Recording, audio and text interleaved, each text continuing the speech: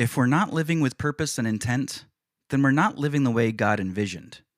But we don't need a near-death experience for that to change. What's up, my EFF? Let me tell you how it is. You're listening to God Jots, a podcast that explores the nature of love, compassion, joy, and the real-life connection between human beings. I'm Ender Bowen, Nashville, Tennessee rock pop artist, author, husband, father, complete dork, and aspiring compassionist. Sit back, relax, and be prepared to laugh, cry, maybe even shake your fist at the moon for some reason. Despite how common they seem to be, I have never had a near-death experience. I don't want one either, just want to be clear about that before I go any further here. I've had near-death experiences, like, oh man, my gum was like this far from going down the wrong pipe, or it's Black Friday, so I'm going to Target, or and how many months along are you? But I've never had the real thing. I've never had my heart stop. I've never thought I was dead or almost dead or mostly dead, and I'm not blaving. I've never been super convinced that I may have just stumbled into heaven and, oh, there's my grandmother. What are you doing here? Am I dead? Wait, are you waving hello or goodbye? What's going on? This place is so beautiful. Why are you pushing me away? Why are you sending me back? Oh, it's not my time yet? You brought me all the way here just to tell me that?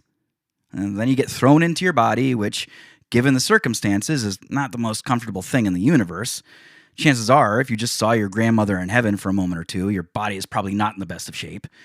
Which makes sense. I mean, after all, your soul just tried to abort. You just experienced something absolutely astounding and beautiful and peaceful and wonderful, and now you're shoved back into this slab of meat that hurts like nothing has ever hurt before.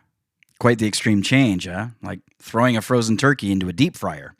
Naturally, people who experience these near-death events often come out saying that they were life-changing, which, especially when considering everything I just said, is just another way of saying they're traumatic.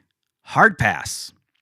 Not that long ago, over a business lunch, a good friend of mine told me about her own near-death experience.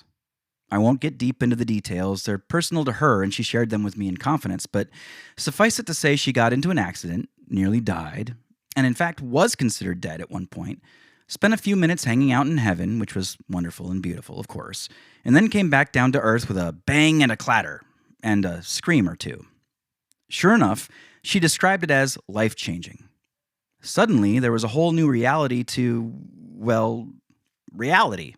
She could see and feel things that no one else could see and feel. She could sense her surroundings and was aware of so much more. She could connect with other people on a deeper level, practically peer right into their souls. She now knew her place, her mission, and her purpose. Why? Because she'd been to heaven, of course. Because she knew it was there. It wasn't just faith for her anymore. For a few brief moments, it was tangible. She could touch it and feel it. For all intents and purposes, it wasn't just her imagination anymore.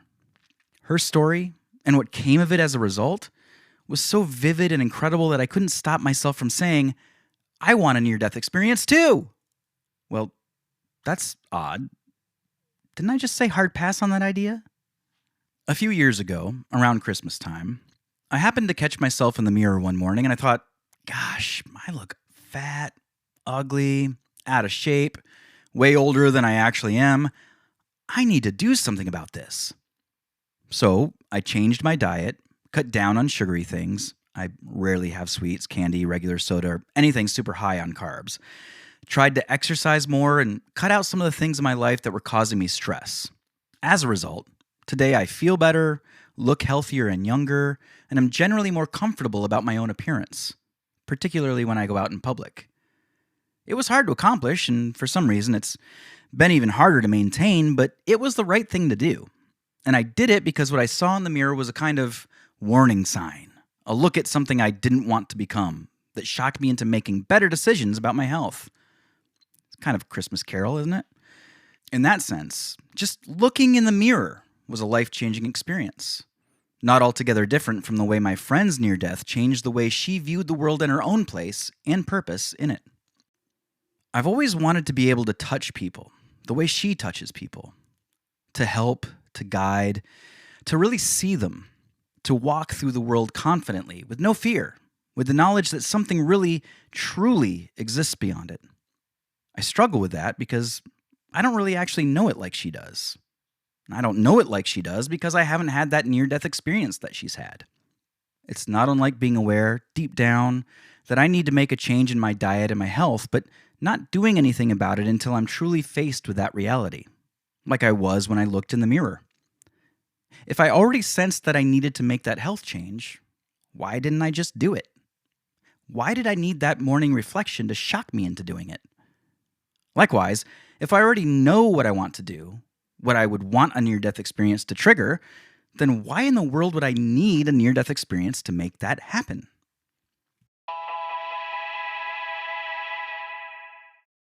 It's strange, isn't it? This idea that in order to challenge your habits and make these monumental changes in your life, you almost need to be thrust into them. You have to have these traumatic experiences or hair-raising moments in order to take that hard pivot into doing something better, into doing those things that you probably should have always been doing. Why is that? And if I know not only what conclusions I would be making and where those conclusions would lead me, but also that having this near-death experience might actually push me to those conclusions enough to act on them, why not act like they've happened anyway? Think about that for a moment.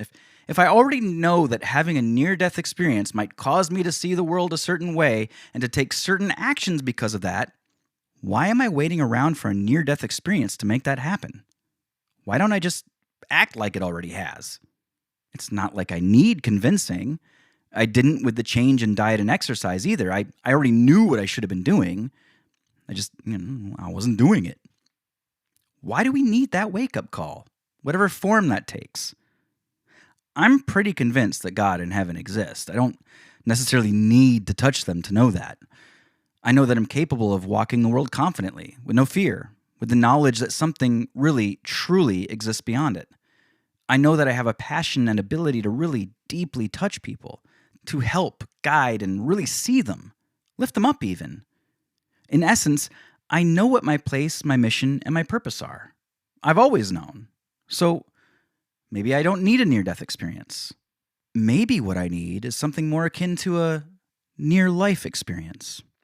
If there's such a thing as a near-death experience, I think there must also be a near-life experience. But what is it? What is it like? Well, if having a near-death experience means something happened where you nearly, almost, or did kind of die, then it would stand to reason that a near-life experience means that you had a moment where you nearly, almost, or did kind of live. No, that doesn't mean we're dead otherwise. It just means we aren't really living. By that I mean living without fear, while at the same time walking the world with confidence and purpose. Living with intent. If that's not how we're living, then I don't think we're really living. At least, not within the spirit of what God envisioned for us. But we don't need to almost die in order for that to happen.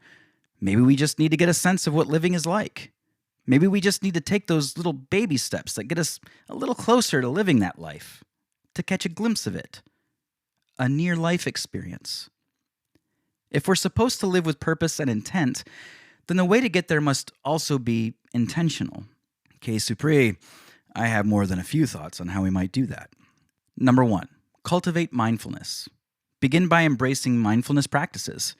Daily meditation, journaling, or reflective exercises help develop self-awareness and foster a deeper connection with your spiritual self. Number 2, gratitude and reflection. Regularly express gratitude and reflect on blessings in your life. Appreciating the present moment enhances spiritual awareness and encourages positive change. Number 3, serve others. Engaging in acts of kindness and service cultivates a sense of purpose and connection. Volunteer work or simple acts of generosity towards others can foster a deeper understanding of your spiritual purpose. I have plenty of suggestions on how you might inspire joy at my sister site, operationjoy.com. Number 4, seek knowledge and growth. Continuously seek opportunities for learning and growth. Reading spiritual texts, attending seminars, or seeking guidance from spiritual mentors can broaden perspectives and aid in spiritual development. Hey, you might even consider sticking around here and listening to more God Jots. Number 5, embrace authenticity. Embrace your true self. Authenticity breeds contentment and aligns you with your spiritual purpose, enabling you to live in harmony with your beliefs and values. Number 6, practice self-compassion. Be gentle and fair with yourself. Embracing self-compassion allows for inner healing and resilience in the face of challenges, fostering spiritual growth.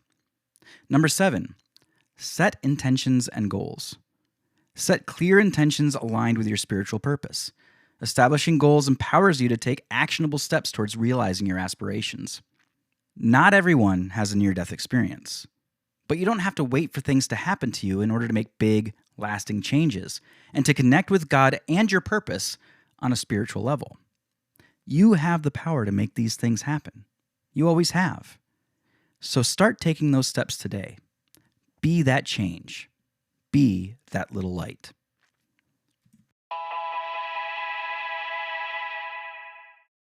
All right, now it's your turn. Have you ever had a near-death experience? What happened that caused it? What was the experience like? How did it change you? Were these changes something you always had in the back of your mind but never took the initiative? If you hadn't had this experience, do you think you ever would have changed? Would any of the suggestions I just gave have had any effect? Is there anything you would add to that list? I invite you to share your thoughts with me via email, ender@enderbowen.com, or you can go to enderbowen.com/Discord to learn how you can share your thoughts with the growing Ender Bowen community.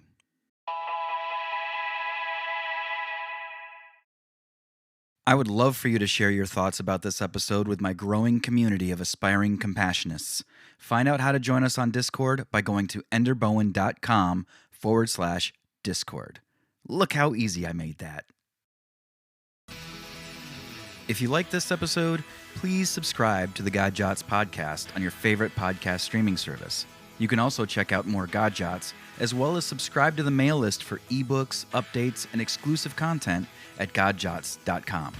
Until next time, be honest with yourself, be truthful with others, give people the opportunity to surprise you, and remember that it's impossible to have absolutely nothing in common with another human being. Be a little light in the world. I'm sure I'll see you soon.